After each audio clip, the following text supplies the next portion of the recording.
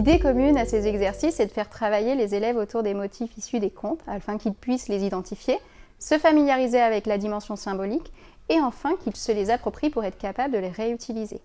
Dans cette optique, ils vont travailler la physicalité des personnages récurrents. Comment marche une princesse, comment se déplace un chevalier dans son armure, quels sont les accessoires d'une sorcière et comment les manie-t-elle, comment marche et grogne un ogre, etc.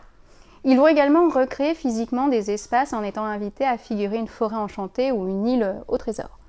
Ils vont devoir composer un tableau en se mettant en scène afin de représenter un élément de l'image et composer ensemble un paysage mêlant leurs références et leurs imaginations. De la même manière, vous pouvez proposer de figurer des situations ou des événements comme le pays du Père Noël ou la kermesse de l'école. Les élèves peuvent aussi bien décider de prendre la place d'une personne que d'un animal, d'un végétal ou d'un objet. En explorant la physicalité, on aborde la question des représentations et donc du symbolisme. En interrogeant les élèves sur la différence de taille et de corpulence entre l'ogre et une petite fille, on peut introduire les motifs de la peur, du courage. De même, pour les histoires utilisant des animaux, on repère ceux associés au danger et aux mauvaises actions, et au contraire, ceux qui ont une aura innocente et bienveillante.